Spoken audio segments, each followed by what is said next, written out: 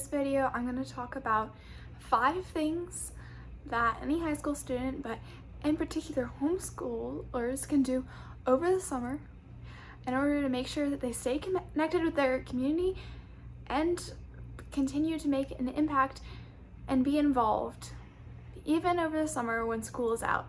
This will help make your college application look better, and it'll help your student become a more well-rounded person.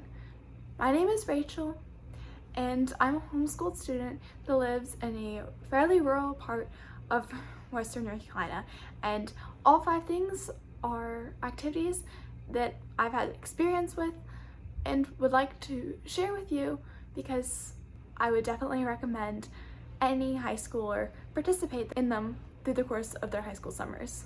The first activity is volunteering. There are so many ways for you to volunteer in your local community.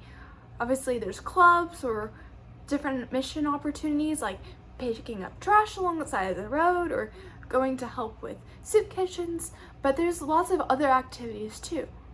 An example of 2 different events that I've done are 1, interning at my local courthouse. It was unpaid, so it was technically volunteer.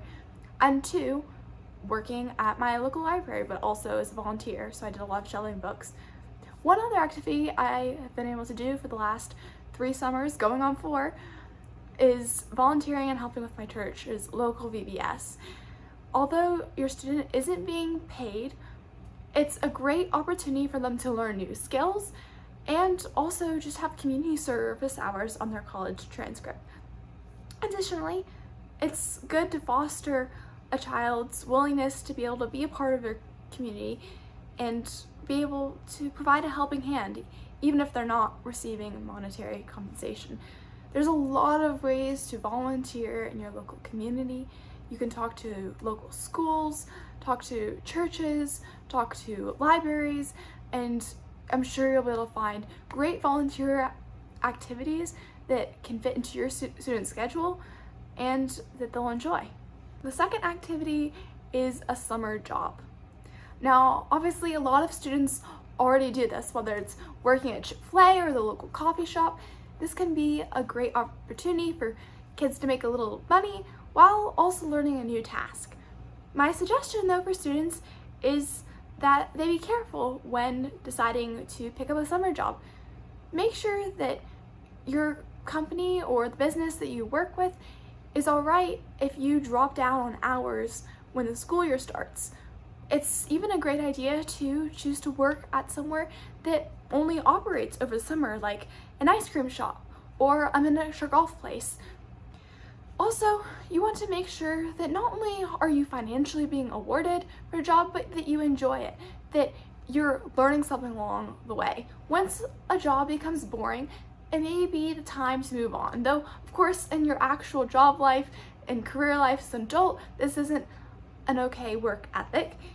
It's alright for high schoolers to do this because this is a time for them to explore and try out different things so that they can hopefully find an activity that might help them decide what career they want to do after high school. Both volunteer and work experiences are a great way for students to try out a variety of interests. It might help them decide whether a particular career could be a great fit for them or not. For example, I chose to volunteer at my local courthouse. I also chose to volunteer helping with several middle school mock trials. I enjoyed both of these experiences, and they have helped me to further decide that I want to be a lawyer after I finish my undergrad. The third type of summer activity for high schoolers to do is participate in summer camps. This is obviously something that's very common, but what you might not realize is how many different kinds of summer camps that there are.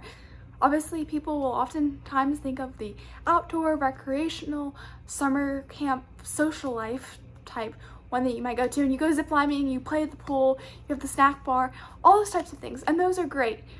That's only one though. There's more religiously affiliated camps. There's camps that are purely educational that you go and maybe you go to a university and you focus on a particular subject or even our extracurricular, which leads me to a fourth type of camp. There's camps that you can go to and build on a particular extracurricular skill or maybe learn a completely new one.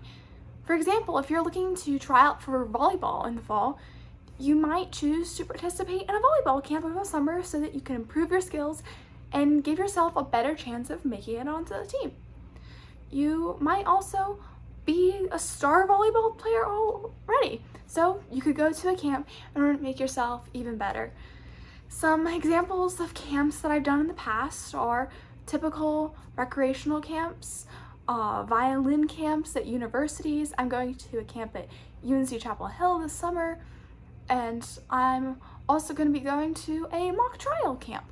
So a mixture of activities that you love can all be combined to be put into summer camps and make them a really fun, educational, enjoyable experience that'll improve you as a person and improve your knowledge and skills. The fourth thing that you can do over the summertime is take summer classes. Now, I know nobody really wants to do this, but there's an opportunity to be able to take some really fun summer classes. This could be even going to a university and getting college credit for an activity you get to do there. It could be going to your local community college. My suggestion is to pick some fun classes that you really enjoy. If you're an English nerd, then pick some literature or some writing classes. If you love science, then maybe you're taking biology. Especially if you're looking to go to a college that will accept community college credits, this could be a great thing to do if you have a little bit of extra time on your schedule. Most summer classes are 8 weeks long, so the likelihood is that this won't take up your whole summer, only about a half to 2/3 of it, leaving the rest school free. The fifth thing for students to do is to apply for scholarships. Especially as your senior year approaches, this becomes vital because you can gain so much money by applying to scholarships early for college. They're available for public school high schoolers or for homeschool high schoolers. There's many community local scholarships, but those might not tend to be available until your senior year. But you can still begin to get application materials ready and apply for any general high school or grade specific scholarships. So one advantage of doing this is that you'll begin to pull the information together that you would need for college application. So this will make the whole process much simpler when you actually get to the fall of your senior year, because you may begin writing essays. You may even have to ask for letters of recommendation, which that would be generally for your more competitive scholarships. But this is a great thing to do over the summer. You could see it almost as a form of working because you're earning money through scholarships in order to pay for college. So you're saving money by earning these scholarships while also preparing you to submit a great college application. So it's really knocking down two birds with one stone. I hope you enjoyed this video talking about the 5 things that high school students, especially homeschoolers, can do over the summer in order to improve their college application and just really make them a better member of their community.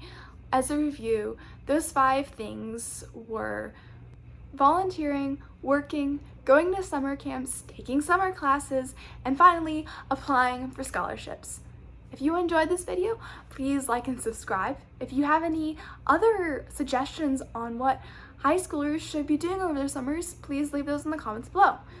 If you have any questions or ideas for future videos, please leave those also in the comments.